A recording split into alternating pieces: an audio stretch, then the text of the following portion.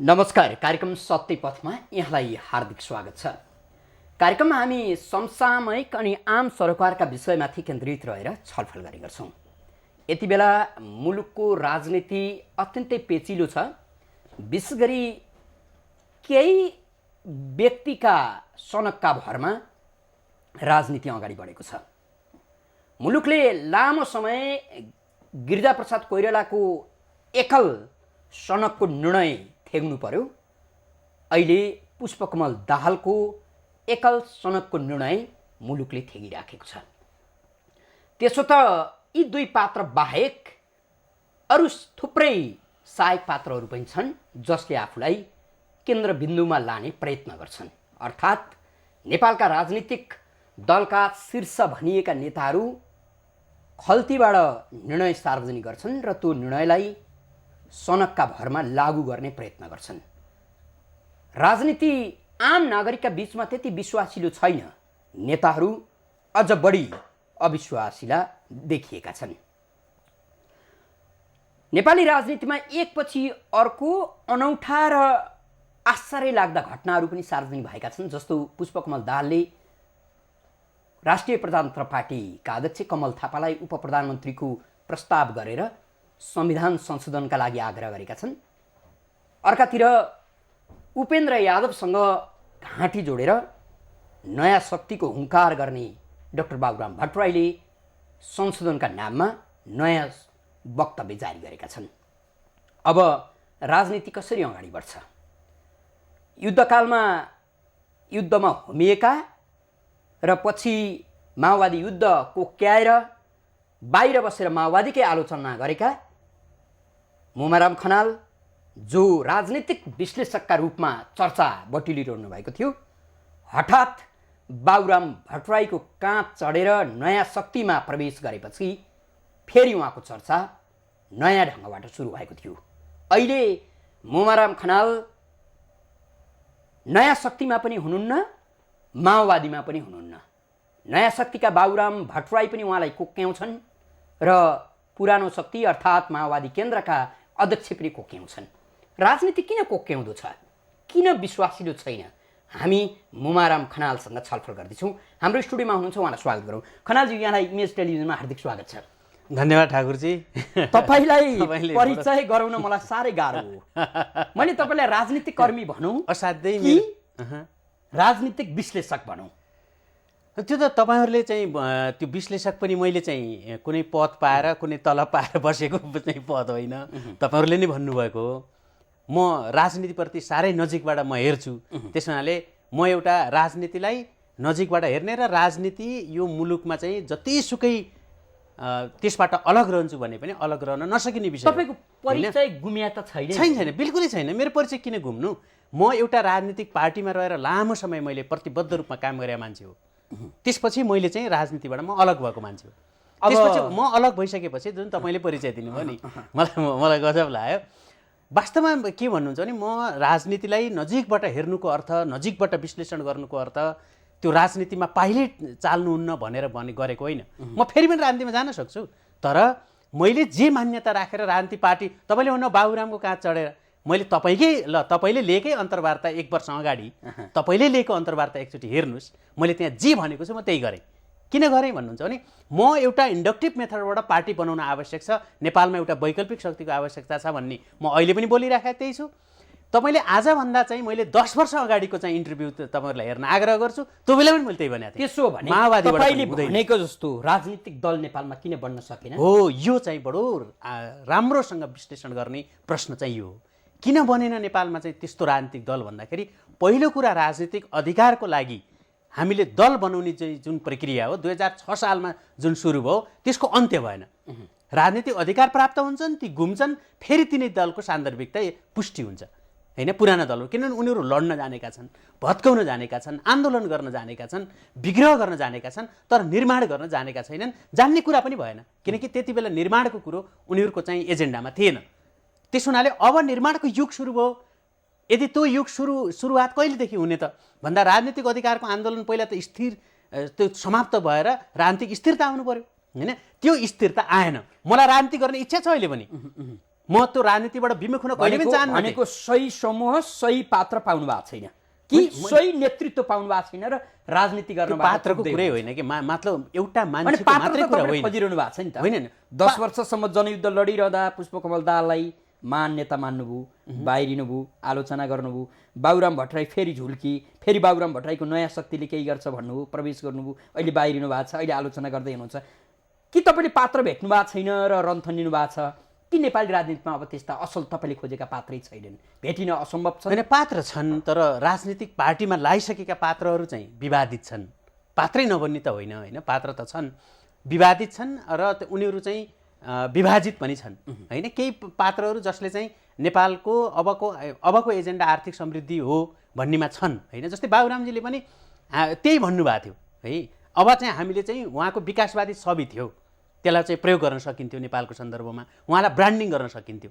तर उहाँले नै आफै चाहिँ जुन इच्छा जाहेर गर्नुभयो, जो चाहिँ एउटा आइडोलको रूपमा, एउटा चाहिँ वैचारिक हामीले भत्काएको भन्नुहुन्छ तपाईँ? हजुर, बाबुराम भट्टराईलाई देशले भत्कायो, हामीले भत्कायौँ, नागरिकले भत्कायो, अथवा तपाईँ आफै भत्काउनु भयो, यो भन्दै हुनुहुन्छ? होइन, त्यो त हामीले भत्काएनौँ। बाबुराम भट्टराई त आफै भत्किए, उहाँले आफैले होइन, आफैले हो, त्यही त भने नि। हामीले उहाँको जुन उहाँको गर्ने भन्ने ल भन्नुहोस् न, अहिले नै नेपाली जनतालाई सोद्धाखेरि बाबुराम र प्रचण्डमा फरक त गर्छ नि मान्छेले, किनभने उहाँको अलिकति विकासवादी छवि चाहिँ थियो।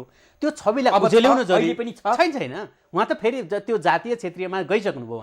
उहाँ त्यो पुरानो जुन आन्दोलनकारी छवि हो त्यही नै बोकेर हिँड्नुभयो उहाँ। त्यही हुनाले त उहाँले चाहिँ नयाँ बनाउन सक्नुहुन्न भन्नेमा हामी सबै पुग्या हो। होइन, कुनै दिन तपाईँले सामाजिक सञ्जालमा आफ्नो स्ट्याटस पनि लेख्नु भएको छ, बाबुराम भट्टराई उपेन्द्र यादवका कार्यकर्ता बन्दैछन्, ढिलो चाँडो हो?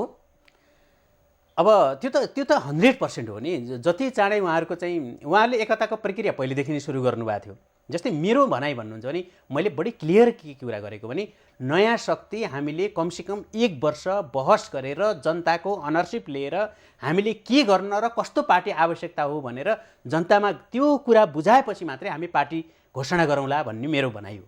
होइन, तर उहाँहरूलाई चाहिँ तुरुन्तै चाहिँ माओवादी छोड्न बित्तिकै उहाँलाई एउटा पार्टी चाहिहाल्ने, त्यो पार्टी बनाएर चन्दा उठाउन हिँडिहाल्नुपर्ने र अपारदर्शी चन्दाबाट चाहिँ उहाँहरू फेरि त्यो पार्टी बनाएर एउटा शासन गरिहाल्नुपर्ने, त्यो चाहिँ मेरो रुचि होइन के। मेरो आज पनि त्यो रुचि होइन, भोलि पनि मेरो त्यो रुचि रहन्न। होइन, एउटा नेपालमा त्यस्तो राजनीतिक पार्टीको जरुरी छ। त्यस्तो वैकल्पिक राजनीतिक पार्टी बनाउने त्यस्ता पात्रहरू भेट्यो भने म फेरि पनि बनाउँछु, फेरि पनि बनाउँछु। यो देश जस्ता जस्तै छ अनि कसरी बन्दैन त? बनाउनु त पऱ्यो फेरि कसैले न कसैले। त्यसप्रति मेरो लालसा छ। भोलि फेरि म तपाईँको अगाडि एउटा पार्टी बनाएर आउन पनि सक्छु के। होइन, त्यो त मेरो अधिकारको कुरा हो नि त। एउटा राजनीतिक विश्लेषक मान्छे, राजनीतिक विश्लेषक त म बाध्यकारी भएर भएको हो। कुनै पनि पार्टीमा नअट्ने मेरो चरित्र भएको कारणले म राजनीतिबाट बाहिर हो, नत्र त म एउटा राजनीतिक पार्टीमा गएर काम गर्ने इच्छा छ। तपाईँ असल भएर पार्टीमा अट्नु भएन? म असल भएर, नेपाली राजनीति खराब भएर तपाईँ अट्नु भएन? होइन, न मैले नेपाली राजनीतिलाई दोष दिन चाहन्छु, न म असल हो भन्ने मेरो दाबी जोशीको है। मेन कुरा के भने विधि र प्रक्रियाबाट चल्ने पार्टी हो भने विधि र प्रक्रिया निर्माण गर्ने त राजनीतिक दलहरू हो त। हामीले त्यो बनायौँ, त्यो उल्लङ्घन भयो। उल्लङ्घन भएको कुरा चाहिँ हामीले चाहिँ त्यो उल्लङ्घनलाई रोक्ने मेकानिजम बनाएनौँ के। पार्टीको एउटा यस्तो चाहिँ सामन्ती ढर्राबाट पार्टी चलेको छ, सबै कुरा अपारदर्शी छ। त्यो सामन्ती ढर्राको नेतृत्व कसले गरेको छ बुझ्ने गरी भनिदिनुहोस् न। होइन, त्यो सामन्ती ढर्राको नेतृत्व त अब तपाईँलाई मैले भन्छु, फर्स्ट पार्टीको नेपाली कङ्ग्रेस त्यो शेरबहादुर देउवाले गरेका छन्। सेकेन्ड पार्टीको एमाले त्यो ओली माधव नेपालहरू जो बस्दाखेरि पनि त्यही गरेका छन्। थर्ड पार्टीको नेकपा माओवादी, त्यहाँ प्रचण्डको सामन्ती त्यो निर्देशन बाहेक त्यहाँ केही पनि लागु हुँदैन। अर्को चौथो पार्टीको कमल थापाको त्यो त सामन्ती पार्टी नै हो। पाँचौँ पार्टीले नयाँ शक्ति नै मान्ने हो भने पनि बाबुरामको त्यो सामन्ती जुन चरित्र हो त्यसमा पनि ठेक्न सकिन, जसलाई मैले ठेक्न सकिएन, किनभने उहाँले कहाँबाट चाहिँ हाम्रो पार्टीमा पैसा चलेको छ, कहाँबाट डिसिजनहरू हुन्छन्, उहाँ कहाँ जानुहुन्छ र के बोल्नुहुन्छ त्यो पार्टीमा थाहै छैन। अब त्यस हुनाले यो खालको चाहिँ परिवेशबाट, यो खालको परिवेश नभएको जुन हामीले चाहिँ विधान बनाउँछौँ, जुन हामीले चाहिँ विधि र प्रक्रिया बनाउँछौँ, त्यही अनुसार त्यसका आर्थिक गतिविधिहरू, त्यही अनुसार त्यसका सांस्कृतिक गतिविधिहरू, त्यही अनुसार त्यसका साङ्गठनिक गतिविधिहरू चल्ने पार्टी भयो भने त्यसमा चाहिँ म नअटुला, अर्को नअट्ला, अर्कोलाई चाहिँ अर्कोले चाहिँ कुराहरू चाहिँ गर्ला, अर्कोले कुरा सबैको कुराहरू अट्ने ठाउँ हुन्छ के। हजुर, अब तपाईँसँग अहिले यो बहस गरिरहँदा मुलुकको राजनीति झन् पेचिलो बनिराखेको छ। तपाईँलाई यहाँ ल्याउनुको एउटै कारण कुनै राजनीतिक दलको कार्यकर्ता र नेताका हैसियतमा होइन, तपाईँले राजनीतिलाई भलिभाँति बुझ्नुहुन्छ। मुलुकको जनयुद्धलाई पनि जान्नुभयो, हाँक्नुभयो, त्यहाँभित्र हेलिनुभयो, संसदको राजनीतिलाई पनि तपाईँले राम्रैसँग बुझ्नुभयो। अब भनिदिनुहोस्, अहिले जुन परम्परामा, जुन अभ्यासमा, जुन संस्कार र संस्कृतिमा नेपाली राजनीति छ, यही राजनीतिले हाम्रो भविष्य सुनिश्चित गरिदिन्छ, मुलुकको भविष्य सुनिश्चित गरिदिन्छ। यही राजनीतिमाथि हामीले विश्वास गर्नुपर्छ कि होइन, विश्वास भत्काउनुपर्छ र यो राजनीति तोड्नुपर्छ? बुझ्ने गरी भनिदिनुहोस्। अनि यो त आफै तोडिरहेको छ होइन। यसले यदि यसैले मात्रै गर्न सक्थ्यो भने त म एउटा पार्टी जोइन गरेर एउटा कुनै पनि पार्टीले मलाई चाहिँ एउटा जिम्मेवारी दिइहाल्थ्यो होला, सानोतिनो जिम्मेवारी लिएर बसिहाल्न सकिन्छ होइन। मान्छेले कति नै गर्छ र भन्नुहोस् न, हाम्रो यङ अवस्था पनि गयो होइन, हामी त एकदम उत्तरार्धतिर छौँ नि त। अनि मेरो जस्तो उमेर भएका मान्छेले एउटा पार्टीमा काहीँ न काहीँ गएर एडजस्ट हुने कुरा हुन्थ्यो होला। त्योदेखि सन्तुष्ट नभएका कारणले नै म जस्ता धेरै मान्छेहरू जसले चाहिँ राजनीतिक पार्टीको त्यो प्रकारको ढर्रामा अगाडि बढ्न छैनन् होइन, सकेका छैनन् के। मैले चाहँदा पनि त्यो सकिँदैन। त्यस कारणले यही तरिकाले नै राजनीति चल्ने हो भने त अब यसलाई चाहिँ राजनीति भन्दा पनि अब यसलाई बढी अराजनीतिक भनिन्छ होइन। जसले गर्दा त्यही भएर त राजनीतिक स्थिरता पनि आएन, आर्थिक समृद्धि पनि आएन, राजनीतिक अधिकारहरू जो हामीले चाहिँ संरक्षित गऱ्यौँ संविधानमा, त्यसको प्रयोग पनि भएन, त्यसको कार्यान्वयन पनि भएन।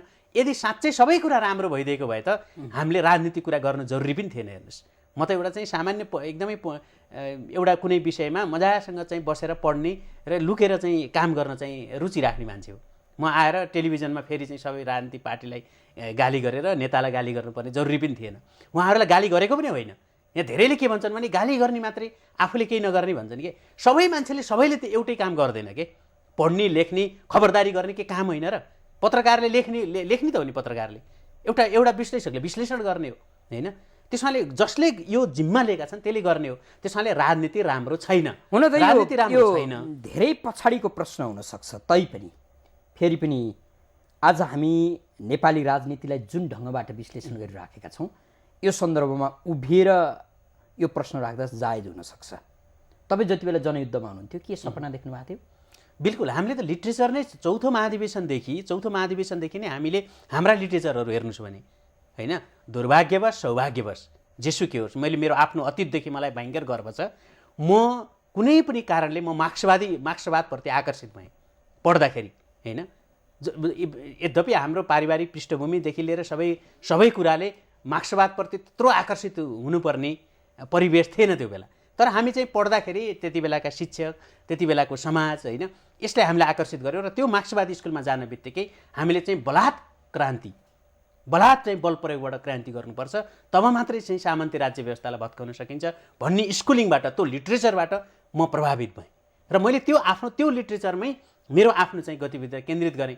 र त्यति बेलाका चाहिँ राजनीतिक पार्टी, जति बेला चाहिँ राजनीतिक पार्टीहरू प्रतिबन्धित थिए होइन, त्यो बेलामा चाहिँ राजनीतिक पार्टीहरू प्रतिबन्धितबाट फुकुवा हुनुपर्छ, राजनीतिक पार्टीहरू दल दर्ता गर्न पाउनुपर्छ, उनीहरूले राजनीतिक अधिकार पाउनुपर्छ भन्नेमा चाहिँ हाम्रो एकमत थियो। त्यति बेलाका कुन काङ्ग्रेस कुन कम्युनिस्ट सबैको एउटै एकमत थियो। तर 2046 सालको परिवर्तनपछि जनप्रतिनिधिमूलक लोकतन्त्र आयो मुलुकमा होइन। त्यो जनप्रतिनिधिमूलक लोकतन्त्रले नेपालको फेरि पनि हामी के भन्यो भने हाम्रो त्यो लालसा छँदै थियो। हाम्रा लिट्रेचरमा त सशस्त्र क्रान्ति भन्ने थियो नि त, सशस्त्र क्रान्ति भएको थिएन। त्यसैले एकपटक चाहिँ हतियार उठाएर मात्रै हुन्छ भन्ने कुरामा म एकदम कन्भिन्स थिएँ। हतियार त मान्छे मार्न नै उठाइन्छ नि होइन। म त 20-22 वर्षको केटा थिएँ त्यति बेला। मैले चाहिँ मान्छे मार्न पाए आफ्नो आदर्श पुरा हुन्छ। मान्छे मार्ने मात्रै तपाईँले एउटा भेरिएबललाई नलिनुहोस् है। एउटा मारियो डियानी भन्ने एउटा ठुलो वैज्ञानिक के अरे समाजशास्त्री छन् कि, उनले चाहिँ एउटा मात्रै भेरिएबललाई लिनुभयो भने मान्छे मार्ने कुरा हुन्छ। तर त्यो मान्छे मार्ने कुरा मात्रै थिएन। हेर्नुहोस्, त्यसमा त्यो मान्छे मार्नेसँग नेपालको चाहिँ समावेशिताको कुरा थियो, सहभागितामूलक लोकतन्त्रको कुरा थियो। तपाईले भनेको सही साबित हुन्थ्यो।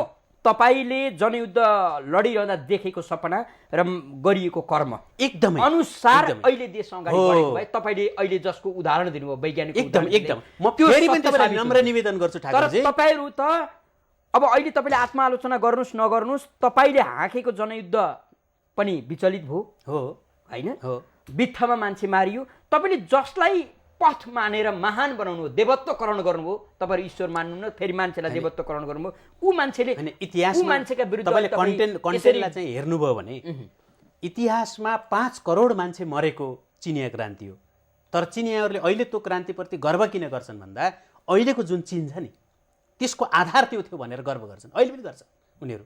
सर्वहारा सांस्कृतिक क्रान्तिलाई बरु चाहिँ उनीहरूले दुत्कारछन्, किनकि धेरै चाहिँ हामीले सत्ता ल्याइसकेपछि पनि मान्छे मरे, केही मान्छेहरू मरे भनेर, जो थोरै मान्छे मरे, तर धेरै ठुलो मान्छे त चिनिया क्रान्तिको दौरानमा मर्यो, त्यो लगभग 5 करोडको सङ्ख्यामा छ। तर त्यो कुरा अहिले चिनियाहरूले किन उठाउँदैनन् भने किनकि अहिलेको वैभवशाली चिनलाई हेरेर। त्यसैले त्यो दिन आउँछ तपाईले भने जस्तो नेपालको अहिलेको हेर्नुस् जनयुद्ध हाँक्ने पुष्पकमल दाहाल तपाईको अगाडि राज गरिराखेका छन् र त्यही भएर त पुष्पकमल दाहालजी म्याउ गरेर बस्नु भएको छ। बाबुराम भट्टराई म्याउ गरेर हामीले चाहिँ त्यो यही गर्न खोजेको हामीले सकेनौँ भनेर बस्नु भएको छ नि त। त्यो किन हो भन्दाखेरि उहाँहरूले चाहिँ 17,000 मान्छे मरे, त्यसमा पनि चाहिँ तपाईँले चाहिँ ओएचसिआरको रिपोर्ट हेर्नुहुन्छ भने होइन त्यसमा चाहिँ 81% चाहिँ मान्छेहरू चाहिँ सेनाले मारेको भन्ने छ है। 90% मान्छे माओवादीले मार्यो। तर त्यही 90% मरेको मान्छेहरूको पनि पुष्टि गर्न, त्यसको औचित्य पुष्टि गर्न माओवादी नेताले सकेनन् र त्यो आन्दोलनै विघटनमा गयो। मैले त यो कुरा पहिले भनेको होइन, म त्यही भएर चाहिँ म अलग्गिएको कि तपाईँहरूले यो पुष्टि गर्न सक्नुहुन्न अब, किनकि तपाईँहरूको संस्थागत पार्टी छैन, तपाईँहरूको चाहिँ चरित्र चाहिँ कम्युनिस्ट अनुकूल छैन र तपाईँहरूले जे गरिरहनु भएको छ त्यो आफ्नो महत्त्वाकांक्षाको लागि र आफू चाहिँ सत्तामा जानको लागि, सत्तामा बार्गेनिङ गर्नको लागि तपाईँहरूले जे मन लाग्यो त्यो गर्नुभएको छ। त्यस कारणले नै म चाहिँ त्यो पार्टीमा हटाइन। अब खनालज्यू तपाईसँग हाम्रो अपेक्षा के भने अझै पनि नेपाली राजनीति पुष्पकमल दाहालको कान्छी औँलामा छ। छैन तपाईँ त्यो भन्नुहुन्छ, तर उनीहरूले रिङाइरहेछन् नहोला, उनको बलजप्ती त हामीले सहनु परिराखेको छ नि, देशले सहँदैछ नि त होइन। जुन सत्तामा गए उनीहरूले चाहिँ जो मान्छे प्रधानमन्त्री छ नि। अब तपाईँ भनिदिनुहोस् पुष्पकमल दाहालको नेतृत्वले यो मुलुकको अप्ठ्यारोलाई चिर्न सक्छ कि सक्दैन? त्यो त नसकेको प्रमाणित भइसक्यो। बाबुराम भट्टराई त्यो त प्रमाणित, उहाँहरू त असफल भएको प्रमाणित भइसक्यो। उहाँहरू असफल हुनुभयो। काङ्ग्रेस एमाले एउटा तपाईले टाढा बसेर विश्लेषण गर्दा के भन्नुहुन्छ? होइन उहाँहरू सफल हुनुभएको भए त यो देश अहिले जस्तो छ अनि त्यसो हो भने सफल मान्छे, सफल दल कहाँबाट खोज्ने हो? त्यही भएर त मैले भने प्रकाशले पनि बाटो बदल्छ कि हेर्नु, जब माध्यम परिवर्तन हुन्छ नि। म विज्ञानको पनि विद्यार्थी हो। प्रकाशले बाटो बदल्छ कहिले भन्दाखेरि जब हावाको माध्यमबाट पानीमा जान्छ, लाइट एउटा चाहिँ टर्च लाइट बालेर हेर्नुहोस्, यो चाहिँ 5-7 क्लासको विज्ञानको चाहिँ एक्सपेरिमेन्ट हो। त्यसले चाहिँ बेन्ड गर्छ कि त्यसको चाहिँ जुन गति हो त्यसमा चाहिँ कम आउँछ र त्यो चाहिँ बेन्ड हुन्छ कि प्रकाश चाहिँ सिधा रेखामा जाने प्रकाश त चाहिँ बाङ्गिन्छ एउटा माध्यमबाट अर्को माध्यममा जाँदा। तपाईँ चाहिँ जनप्रतिनिधिमूलक चाहिँ लोकतन्त्रको अभ्यासबाट जब हामी सहभागितामूलक लोकतन्त्रको अभ्यासमा 2062-63 आन्दोलनपछि प्रवेश गऱ्यौँ नि, त्यहाँनिर सैद्धान्तिक रूपमा चाहिँ दलहरूले के बुझ्न सकेका छैनन् भने हामी चाहिँ एउटा माध्यमबाट अर्को माध्यममा गइसक्यौँ। अब चाहिँ राजनीतिक अधिकारका लागि यो देशलाई कचिङ्गलमा राख्ने भनेको यिनै असफल दलहरूले हो। त्यसमाले हामी चाहिँ राजनीतिक अधिकारबाट माथि उठेर अब आर्थिक अधिकारको लागि चाहिँ काम गर्नुपर्ने बेला आएको छ। त्यसमाले यी दलहरू असान्दर्भिक भएका छन्, दलहरूको संरचना असान्दर्भिक भएको छ, त्यसको इन्स्टिट्युसनल रिफर्म चाहिँ आवश्यक छ। त्यो संस्थागत छैन कुनै पनि दलहरू। त्यस हुनाले अर्गनाइजेसनल रिफर्म र इन्स्टिट्युसनल रिफर्म नगरिकन अबका दलहरूले आज काम गर्न सक्दैन। अब यो माध्यम बदलिन जरुरी छ कि नेपाली नागरिकले राजनीतिक चेतना बदल्न जरुरी छ? चेतना त बदलेको छ, त्यो चेतनालाई नेतृत्व गर्ने नेता बदल्न जरुरी छ। त्यो नेता चाहिँ अहिले कुनै पनि पार्टीमा गएर तपाईँ बदल्न सक्नुहुन्न। अब तपाईँलाई नयाँ पार्टी चाहिएको छ, नयाँ दल चाहिएको छ, तर त्यो नयाँ दल बनाउनु तपाईँ हामी चाहिँ हिचकिचाइरहेछौँ होइन, हिचकिचाइरहेछौँ, सकेका छैनौँ। मैले त तपाईँकै इन्टरभ्यूमा भने होइन, म 1000चोटि असफल हुन तयार छु, तर अबको नेतृत्व गर्ने दल बनेन भने म निस्किन्छु। बाबुराम असफल भएर हामीसँगै उनी पनि असफल भएर यो राष्ट्रलाई चाहिँ नवनिर्माण गर्ने दिशातिर लान नसकेर उनी माओवादीबाट निस्के। हामीहरू चाहिँ जो विभिन्न ठाउँमा थियौँ ती मान्छे जम्मा भएका छौँ, सकेछौँ भने गर्छौँ, सकेनौँ भने निस्किन्छु म। त्यसमाले एउटा दल त चाहिएको छ, म फेरि पनि गर्छु राजनीति। हेर्नुहोस्, दल बनाएर राजनीति गर्छु यो देशमा र त्यो आवश्यक छ। त्यो यो मेरा रहरले होइन, मलाई कुनै एउटा दल चाहिएको छैन। विश्वास गर्नुपर्छ होइन, गर्नु पर्यो नि। तपाईँले सबै दलहरूसँग तपाईँ असहमत हुनुहुन्छ भने किन विश्वास नगर्ने त? मेरो किन गर्नुहुन्न त? ल भन्नु न, मैले के बिगारेको छु यो देशमा र नगर्ने? मैले के कुरा बिगारेको छु यो देशलाई? मैले त राम्रो दल चाहियो, अनुशासित दल चाहियो। भिन्न हुनुहुन्छ हजुर, मैले पात्रलाई केही लिन्न। हेर्नु, म त विधि बनाउने मान्यता राख्छु। यदि त्यो विधिमा त्यसो भने तपाईँले घरि बाबुराम भट्टराई ठिक छैनन् भन्नुभयो, घरि बाबुराम भट्टराई ठिक छन्। मैले कहिल्यै बाबुराम भट्टराई ठिक छन्, म बाबुराम एउटा व्यक्तिलाई लिएर म लोकतन्त्रको कुरा गरिरहेको छु, प्रत्यक्ष लोकतन्त्रको कुरा गरिरहेको छु, जनप्रतिनिधिमूलक लोकतन्त्रभन्दा पनि माथि सहभागितामूलक लोकतन्त्रको कुरा गरिरहेको छु भने म चाहिँ टाउकालाई महत्त्व दिन्छु के। बाबुरामको पनि एउटा टाउको हो, मेरो पनि एउटा टाउको हो। बाबुरामको टाउको कसरी ठुलो हुन्छ? म त कसैलाई ठुलै मान्दिनँ त लोकतन्त्रमा। त्यसमाले हामी बराबर भएर काम गर्ने भनेको थियौँ। उसले टाउको मेरो ठुलो भन्न थाल्यो, मेरा 5वटा टाउका हुन्। यो त 1905 को निर्वाचनमा रसियामा के हुन्थ्यो भन्नुहुन्छ नि, 100वटा मजदुर बराबर एउटा भोट हुन्थ्यो, एउटा जमिनदार बराबर 100वटा भोट हुन्थ्यो। अनि त्यो युग हो र अहिले त्यस्तै गर्दैछन्। त्यस्तै गर्दैछन् नि अहिले त। सम्पूर्ण चाहिँ कार्यकर्ताहरूको टाउको एउटा, अनि बाबुरामको टाउको एउटा हुन्छ। सबै चाहिँ 70,000 पार्टी सदस्यको टाउको अब हो। त्यसो हुनाले म चाहिँ कुरा गर्दैछु नि, मान्छेले अस्थिर भयो। अनि थिर हुने नाममा चाहिँ सबै चाहिँ अपराधहरू चाहिँ मैले स्वीकार गर्ने, स्थिर हुने नाममा अस्थिर हुने तर सही कुरा गर्ने मान्छेलाई एप्रिसिएट गर्नु पर्यो नि त। त्यसो हुनाले अहिले अपराध स्वीकार नगर्ने हो भने हो अपराधीलाई कठघरामा उभ्याउने। बिल्कुल तपाईँहरू पहिला जनअदालत भन्नुहुन्थ्यो नि, त्यो त अहिले छैन होला, तर पनि जनताको अगाडि उभ्याउने क्षमता राख्छ कसैले? जनताको अगाडि त उभिनै पर्छ नि। अब लोकतन्त्र जनताको अगाडि मेथड चाहिँ फरक छ, किनभने हाम्रो लोकतन्त्रले जुन अभ्यास गरिरहेछ नि, यो चाहिँ औपचारिक लोकतन्त्र छ कि।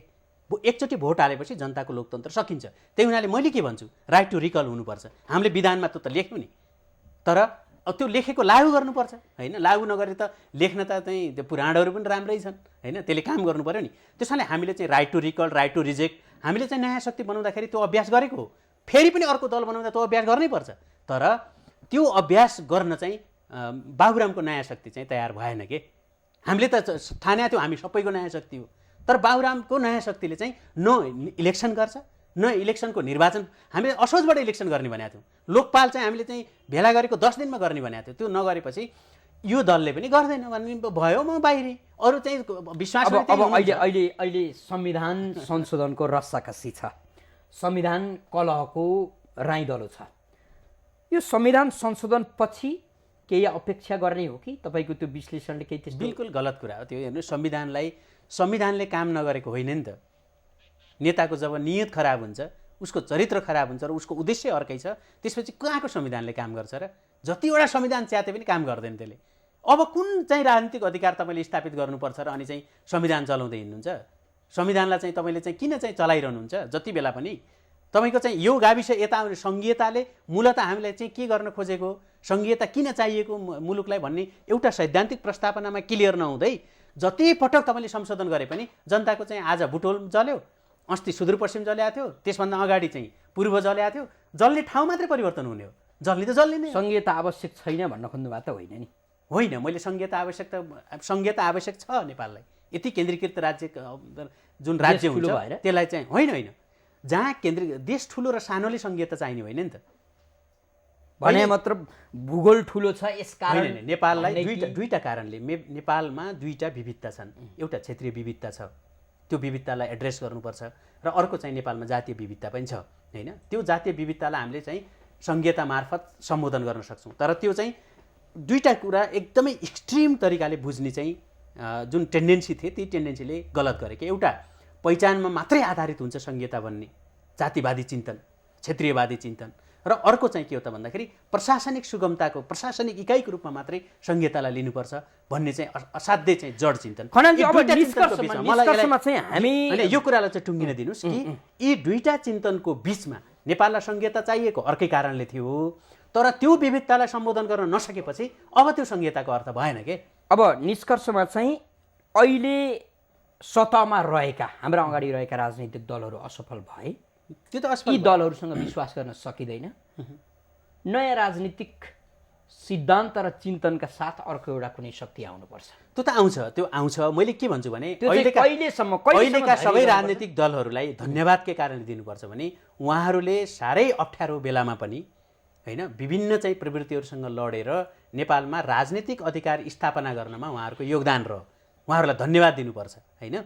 तर अबको बदलिएको राजनीतिक अधिकार प्राप्त भइसकेपछि मुलुकलाई ती राजनीतिक अधिकार बचाउन र त्यसको प्रयोग गर्ने वातावरण बनाउन उहाँहरू असफल हुनुहुन्छ, उहाँहरूले सक्नुहुन्न। किनभने उहाँहरूको साङ्गठनिक संरचना नै यस्तो बेलामा बन्यो जति बेला भत्काउनु यो देशमा चाहिँ प्रमुखता थियो होइन। जति बेला हरेक स्थापित शासन सत्तासँग उहाँहरूलाई लड्नुपर्ने आवश्यकता थियो। त्यसैले उहाँहरूलाई धन्यवाद दिउँ, उहाँहरू वीर राजनीतिक दलहरूलाई जसले चाहिँ यो व्यवस्था मद्दत दिनु पर्ला नि त। देशलाई झन् कमजोर बनाइदिनु हो, बिगारिदिनु हो, यही 8-10 वर्षभित्रमा अरबपति हुनु हो, करोडपति हुनुभयो। उहाँहरूले 62-63 साल पछि क्षतिपूर्ति लिनुभयो होइन, क्षतिपूर्ति पनि लिनुभयो, सबै लिनुभयो उहाँहरूले होइन। 62-63 सालपछि नै उहाँहरूले छोडिदिनु पर्थ्यो होइन। हामीले चाहिँ यो व्यवस्था ल्याइदिउँ, अबको नयाँ पुस्ताले यसलाई चलाओस् भनेर उहाँहरू जिम्मा दिने बेलामा उहाँहरू आफै क्षतिपूर्ति लिन थाल्नुभयो त यो देश यस्तो हो नि त। हजुर खनालजी, यहाँले आफ्नो व्यस्त समय हामीलाई उपलब्ध गराइदिनु भयो, समसामयिक विषयमाथि आफ्नो धारणा राखिदिनु भयो, धेरै धेरै धन्यवाद। हस्, धेरै धेरै धन्यवाद। हजुर आदरणीय दर्शकवृन्द, कार्यक्रममा हामीले मुलुकको पछिल्लो राजनीतिमाथि केन्द्रित रहँदै एकजना राजनीतिक विश्लेषक मुमाराम खनालसँग छलफल गऱ्यौँ। कार्यक्रम हेरेर साथ दिनुहुने सम्पूर्ण दर्शकवृन्दलाई धेरै धेरै धन्यवाद दिँदै बिदा हुन्छौँ। नमस्कार।